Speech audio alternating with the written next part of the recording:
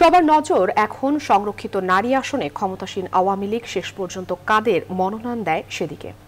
দলটির শীর্ষ নেতারা বলছেন, দীর্ঘদিনের ত্যাগী এবং পরীক্ষিত নেতাকর্মীদেরই মনোনয়ন দেওয়া হবে। পাশাপাশি অগ্রাধিকার পেতে পারেন শহীদ বুদ্ধিজীবী পরিবারের সন্তানরা। চমক হিসেবে থাকতে পারে এক ঝাঁক শিল্পীও। বিস্তারিত তৌফিক মাহমুদ মুন্নার বিশেষ প্রতিবেদনে। শেষ একাদশ জাতীয় সংসদ নির্বাচন, শপথ নিয়েছে সংসদ সদস্য সহ মন্ত্রিসভার নতুন সদস্যরা। এরই মধ্যে জাতীয় সংসদে নারীদের জন্য সংরক্ষিত 50টি আসনের তফসিল আগামী সপ্তাহে ঘোষণা করা হবে বলে জানিয়েছে নির্বাচন কমিশন।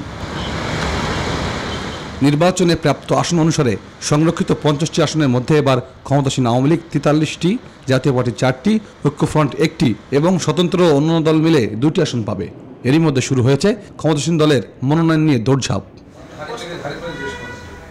মনোনয়ন দৌড়ে এগিয়ে আওয়ামী লীগের অন্যতম সহযোগী সংগঠন যুব মহিলা লীগের নেতাকর্মীরা। আমরা কাজ করি এবং মাননীয় প্রধানমন্ত্রী উনি যেটা ভালো মনে করবেন, উনি যদি আমাকে ক্যান্ডিডেট হতে বলেন বা আমাকে যদি মনোনয়ন দেন, তাহলে নিশ্চয়ই আমি তার চাহিদা অনুযায়ী বা আমাদের তখন আইন প্রণয়তা হিসেবে আমি সংসদে আমার পারফরমেন্স রাখবো, কাজ করব। আমি মনে করি যে জেলা পর্যায়ে থেকে যদি মাননীয় প্রধানমন্ত্রী যুব মহিলা লীগের মূল্যায়ন করেন মেয়েদেরকে, তাহলে কৃতজ্ঞ থাকবে।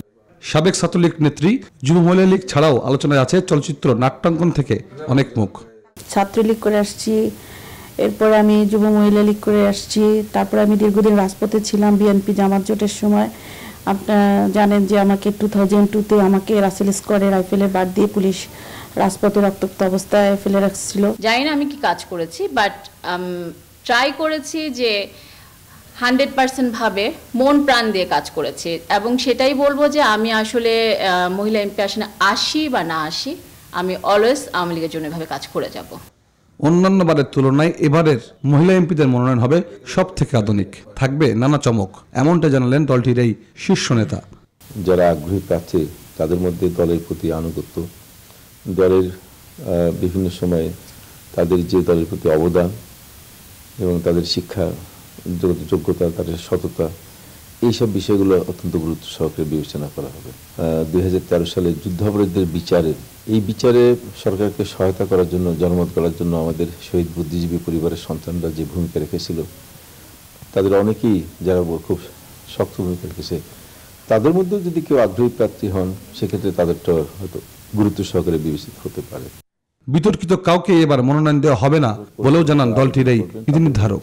যাচাই বাছাই করে আমাদের মনোনয়ন পত্র আনতে সিদ্ধান্ত। তৌফিক মাহমুদ মুন্না, নিউজ 24, ঢাকা।